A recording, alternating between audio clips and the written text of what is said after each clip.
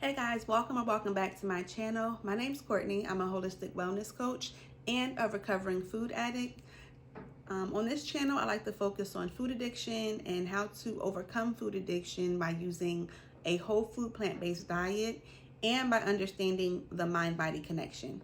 Today, I'm going to give you 5 things you need to do if you find yourself relapsing. So the first thing you need to do if you find yourself relapsing is you need to stop beating yourself up. The more you beat yourself up, the more you're going to be in a low mood, and it's going to be difficult for you to even take care of yourself in the way you need to get back on track.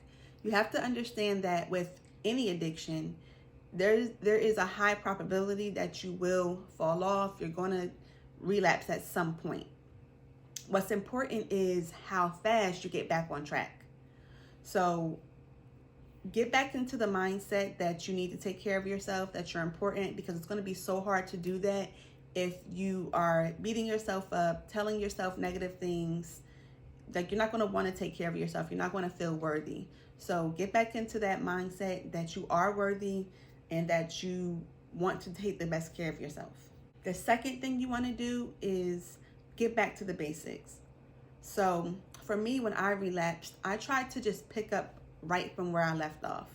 That did not work for me. It took me months to figure out why it wasn't working. So I had to really go back to the beginning and figure out, what did I do in the very beginning to even get me to that point? So for me, that was waking up early, taking a walk. I would meditate while I walk, also journaling.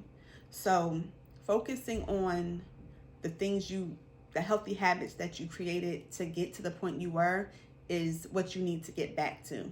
Sometimes it's hard to start from the beginning. You feel like, oh, well, I've done this, I know what I'm doing.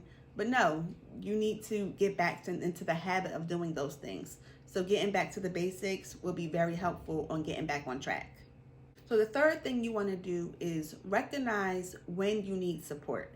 So if you've already, worked on your mindset, gotten back into your healthy habits, and you still find that it's difficult to stick to them, then at this point you may need help.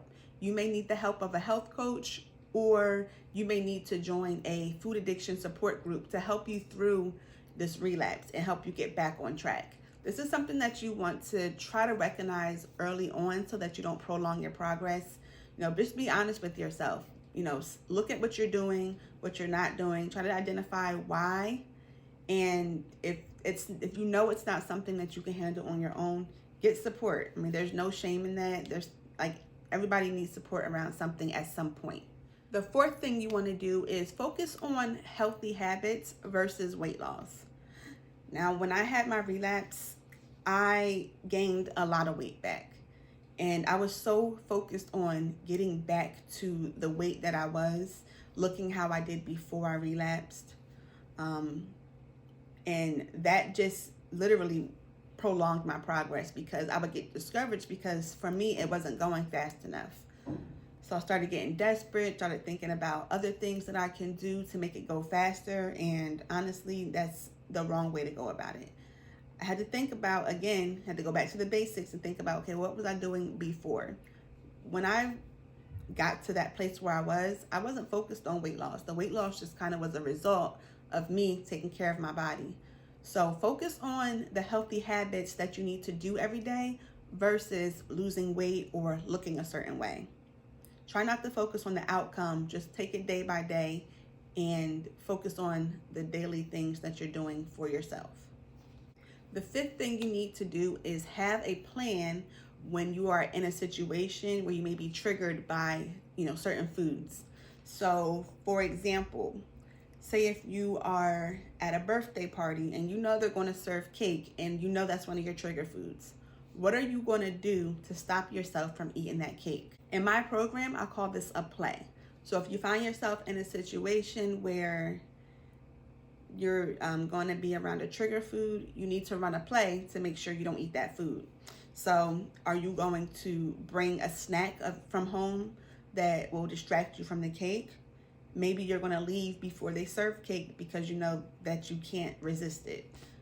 So have a plan before you find yourself in a situation, because if you don't, what's going to happen? Most likely you're going to eat your trigger food. 5 things you need to do. 1, don't beat yourself up. Understand that it's just a part of recovery. It's a part of the journey. 3, get support if you need it. 4, get focus on healthy habits versus weight loss. And 5, have a plan for when you're in those sticky situations where you may relapse. If you found this information helpful, please like this video, and thank you for watching. See you in the next one.